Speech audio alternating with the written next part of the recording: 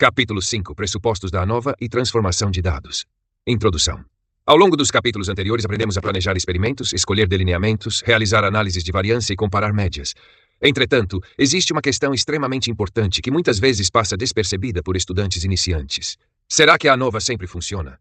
A resposta é não. A análise de variância é uma ferramenta estatística poderosa, mas ela foi construída sobre determinadas condições matemáticas.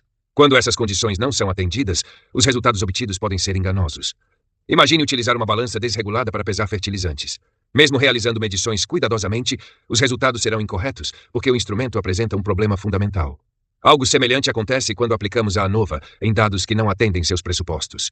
Por esse motivo, antes de interpretar qualquer resultado estatístico, o pesquisador deve verificar se os dados atendem às condições necessárias para a aplicação do modelo.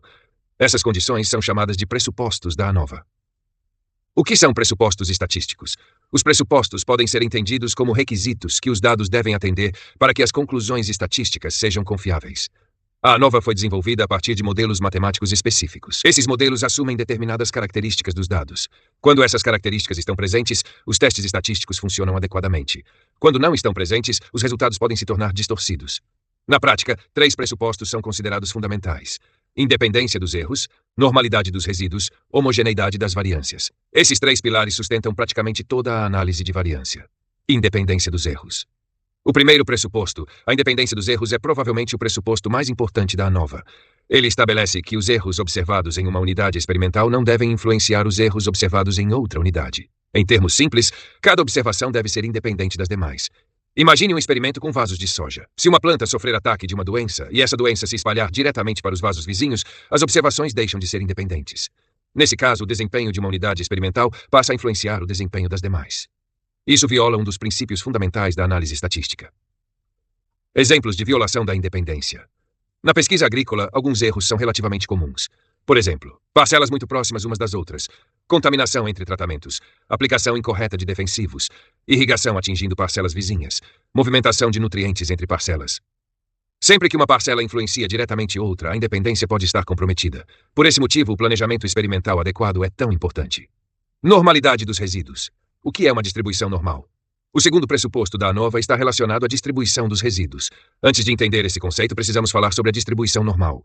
A distribuição normal é uma das distribuições estatísticas mais importantes da ciência. Ela possui formato de sino e é frequentemente chamada de curva de Gauss. Muitos fenômenos naturais seguem aproximadamente esse padrão: altura de plantas, peso de sementes, produção agrícola, temperatura, entre diversos outros exemplos. Nessa distribuição, a maioria dos valores se concentra próxima da média, enquanto valores muito altos ou muito baixos tornam-se cada vez mais raros. O que são resíduos? Quando realizamos uma análise estatística, o modelo tenta explicar os dados observados. Nem toda variação observada é explicada pelos tratamentos. A parte que sobra recebe o nome de resíduo. Podemos imaginar o resíduo como sendo o erro experimental que permanece após a remoção dos efeitos conhecidos. A ANOVA assume que esses resíduos apresentam distribuição normal. Por que isso é importante?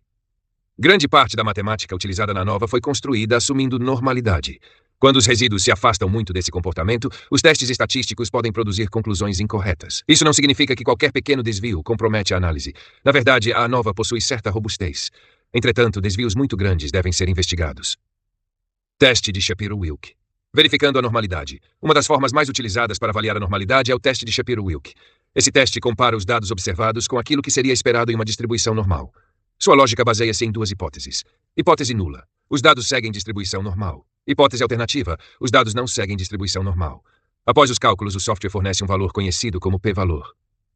Interpretando o p-valor. A interpretação costuma seguir a seguinte regra: se o p-valor for maior que 0,05, não rejeitamos a hipótese de normalidade. Se o p-valor for menor que 0,05, rejeitamos a hipótese de normalidade. Nesse segundo caso, o pesquisador deve investigar possíveis problemas ou considerar transformações dos dados. Homogeneidade das variâncias. O terceiro pressuposto, outro requisito fundamental da ANOVA, é a homogeneidade das variâncias. Esse conceito também recebe o nome de homocedasticidade. Embora o termo pareça complicado, a ideia é simples. Os tratamentos devem apresentar níveis semelhantes de variabilidade. Um exemplo prático.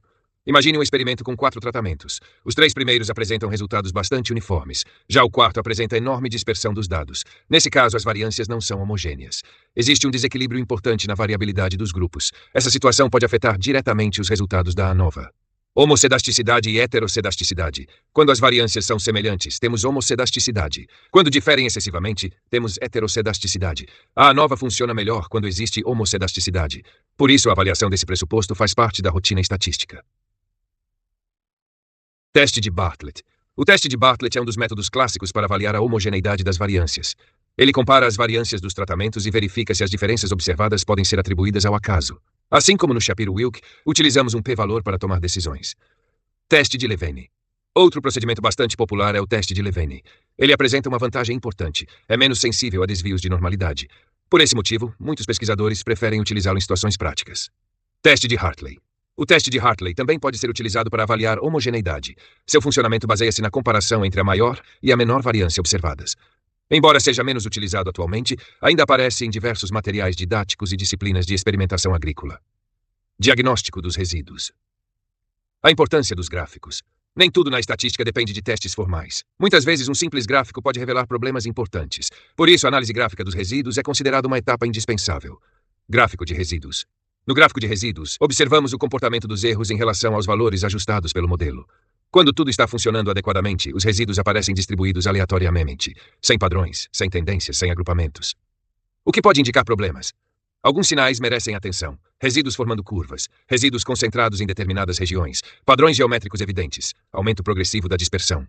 Esses comportamentos podem indicar problemas relacionados aos pressupostos. Valores atípicos, outliers. Outliers são observações muito diferentes das demais. Imagine um experimento de milho em que todas as parcelas produziram entre 8 e 10 toneladas por hectare.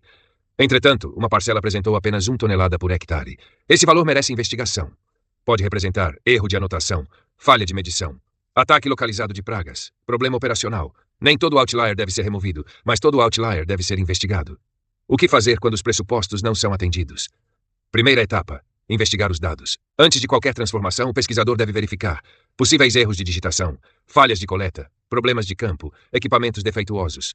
Muitas vezes o problema está nos dados e não no modelo estatístico. Segunda etapa. Considerar transformações. Quando os pressupostos continuam sendo violados, as transformações de dados tornam-se uma alternativa importante.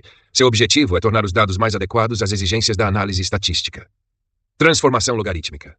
Quando utilizar? A transformação logarítmica é frequentemente utilizada em dados que apresentam forte assimetria, por exemplo, crescimento populacional, contagem de micro-organismos, dados econômicos, produção muito variável. O logaritmo reduz a influência de valores extremamente altos. Isso ajuda a aproximar os dados da normalidade. Transformação por raiz quadrada. Aplicações. A transformação por raiz quadrada é muito comum em dados de contagem. Exemplos: número de insetos, número de plantas daninhas, número de lesões causadas por doenças. Ela reduz a variabilidade e melhora a estabilidade das variâncias. AAC, transformação arco-seno. Dados percentuais. Quando trabalhamos com porcentagens, frequentemente encontramos problemas de normalidade. Isso ocorre principalmente quando os valores se aproximam de 0% ou 100%. Nesses casos, a transformação arco-seno pode melhorar o comportamento estatístico dos dados. Ela é muito utilizada em pesquisas envolvendo germinação, incidência de doenças, mortalidade de insetos, eficiência de controle. Transformação Box-Cox. Uma abordagem moderna. A transformação Box-Cox representa uma abordagem mais sofisticada. Em vez de escolher uma transformação manualmente, o método procura identificar automaticamente qual transformação produz melhores resultados. Diversos softwares estatísticos modernos realizam esse procedimento de forma automática. Por isso, a Box-Cox tornou-se bastante popular na pesquisa científica contemporânea. A importância da interpretação.